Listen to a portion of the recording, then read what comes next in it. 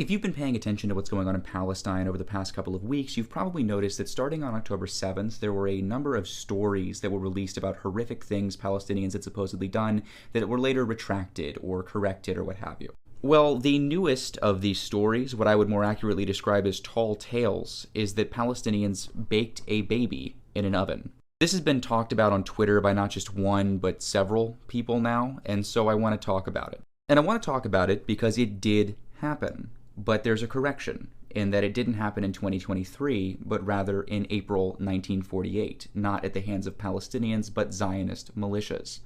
First, a little bit of background. In the 1940s, Zionist planners were putting together a series of plans on how they might effectively depopulate areas of historic Palestine that they wished to settle. In 1944, these plans culminated in the creation of what's called Plan D. Plan D was initiated in late 1947, early 1948, and within the span of a couple of years led to the ethnic cleansing of more than 750,000 Palestinians from upwards of 530 cities, towns, and villages. Today, this is what Palestinians refer to as the Nakba, which translates into the catastrophe. Israelis celebrated as the founding of their project. One of those villages was Deir Yassin, which on April 8, 1948, saw a horrific massacre. A massacre in which at least 300 villagers were killed, and of which the survivors reported atrocities that are so horrific that they are genuinely indescribable. We know some of these atrocities because a few of the survivors, some of whom were driven in a triumphal procession around Jewish Jerusalem and then shot, gave chilling descriptions of individual atrocities to investigating Red Cross and British Mandate officials. One of those investigators, Richard Catling, described in his reports how difficult it was to persuade terrified and humiliated girls and women to describe what had been done to them and to others who did not survive. This is an excerpt of his report that I had to censor in several areas, but that I'm going to read now. I interviewed many of the womenfolk in order to glean some information on any atrocities committed in Deir Yassin, but the majority of those women are very shy and reluctant to relate their experiences, especially in matters concerning blank, and they need great coaxing before they will divulge any information. The recording of statements is hampered also by the hysterical state of the women who often break down whilst the statement is being recorded. There is, however, no doubt that many blank atrocities were committed by the attacking Jews. Many young schoolgirls were blanked and later slaughtered. Old women were also blanked. One story is current concerning a case in which a young girl was literally torn in two. Many infants were also butchered and killed. One of these atrocities that is noted in the book The Palestinians from Peasants to Revolutionaries was the cutting open of the womb of a 9 months pregnant woman. This was all done in an effort to terrorize Palestinian peasants, to get them to surrender, to flee their villages. Deir Yassin actually became a bit of a notable event that was weaponized by Zionists in other villages, who would often say, well, you are going to be another Deir Yassin unless you leave, if you resist, etc. In short, it was a calculated campaign of terror. But where does the current story fit into this? Well, one report said that while holding villagers in the bakery hostage, Zionist soldiers ordered a baker to throw his son, Abdul Rauf, into a burning oven. After the father refused, the soldiers knocked him to the ground and proceeded to throw his son into the oven while his father watched. One of the soldiers then said, "Follow your son, he needs you there," before throwing the father in next. Now, many of you might read that and go, what? I don't believe that. And that is very valid, I think. So I'm attaching in a second a video of one of the survivors recounting this story. أنا ماشي بعرق الحيط مش من الشارع الرئيسي، من البساتين. الفرن له شباك على ولا اليهود في الفرن، والنسوان قاعدات على الأرض، وكل واحدة قاعدة وحاطة إيديها على راسها هيك، وبقولوا للفران ارمي ابنك بالفرن، ارمي ابنك بالفرن، اسمه حامد. قال له أنا ما برمي ابني. قال له شوي. هم ضربوا الحاج حامد على راسه ومسكوا الولد رموه بالفرن. أنا شفت هالمنظر،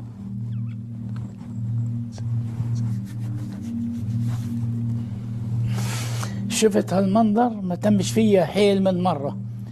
يعني بعدين مسكوا الأب حطوه وراه، قالوا له الحق ابنك. أنا جيت عديت قلت هلا بيمسكوني، قمت أركض. Like I said, indescribably horrific. So what is my point? Well, this is an interesting instance where Zionists are, in a sense, projecting. Zionists are describing these unverified claims that are likely unverifiable because they're likely outright false. But these claims they're making, these claims of horrific actions perpetrated by Palestinians against Jewish settlers, are in fact actions that have been committed against Palestinians historically, very real, documented actions. Again, it's projection in a sense. But this really does demonstrate, I think, really how horrific and vile Zionist propaganda really is when you dig into it. But yeah, something worth thinking on. As always, free Palestine, and have a great day. الفرن له شباك على ولا اليهود في الفرن، والنسوان قاعدات على الارض، وكل واحده قاعده وحاطه ايديها على راسها هيك، وبيقولوا للفران ارمي ابنك بالفرن، ارمي ابنك بالفرن، اسمه حامد. قال لهم انا ما برمي ابني. قال له شوي، هم ضربوا الحاج حامد على راسه ومسكوا الولد رموه بالفرن. انا شفت هالمنظر،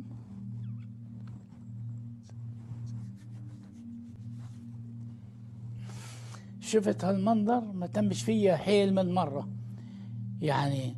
بعدين مسكوا الأب حطوه وراه، قالوا له الحق ابنك. أنا اجيت قعدت قلت هلا بيمسكوني، قمت أركض.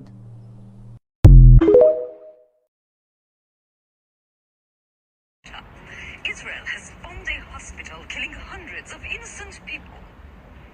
More. Much better. That was posted on Israel's official X account.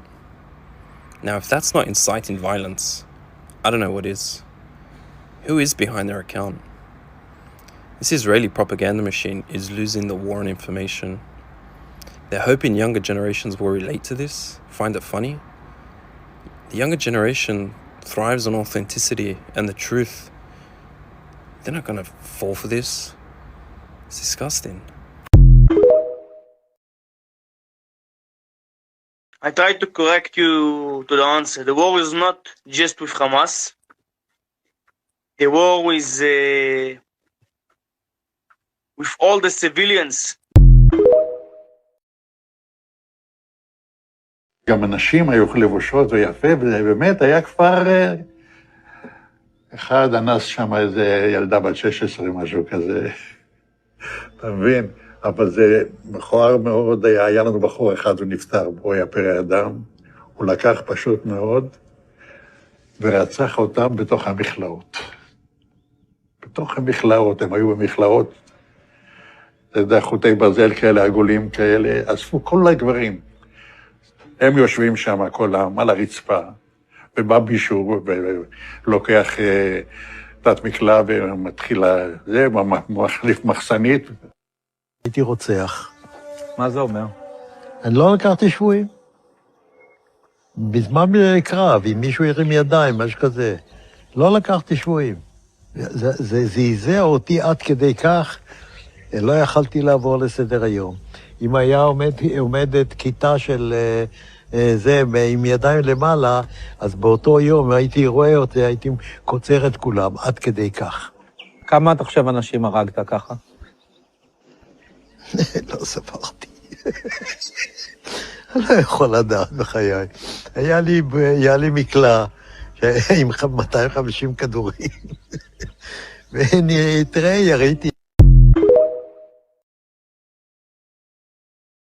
You know, if Hamas hadn't started this whole thing, Operation Cast Lead, excuse me, you probably have no idea what that is. Yeah, well, there's probably things you don't know either. In December of 2008, Israeli Defense Forces invaded Gaza in an all-out raid, and for 3 weeks they wreaked havoc and destruction on the civilian population, in what is formally known by Israeli strategic planners and the Israeli army as disproportionate violence. Operation Cast Lead killed 1,400 Palestinians, 1,200 were civilians, 350 were children. By contrast, the invading Israelis suffered 13 losses, and 4 of those were from friendly fire. The kill ratio between Palestinians and Israelis was 108-1. That is not a war.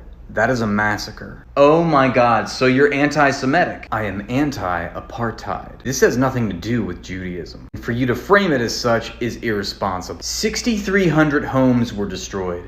600,000 tons of rubble. The UN subsequently commissioned an investigation headed by the distinguished South African jurist Richard Goldstone in what became known as the famous Goldstone Report. In the report, he says, and I quote, that Operation Cast Lead was a deliberately disproportionate attack designed to punish, humiliate, and terrorize the civilian population. I gotta go, I'm late for brunch. Wait, I haven't even talked about Operation Protective Edge. I see posters all over New York City for the Israeli hostages with their names and ages, and I hope they're all returned safely, even though I don't understand how bombing the hell out of where they're being kept will ensure that.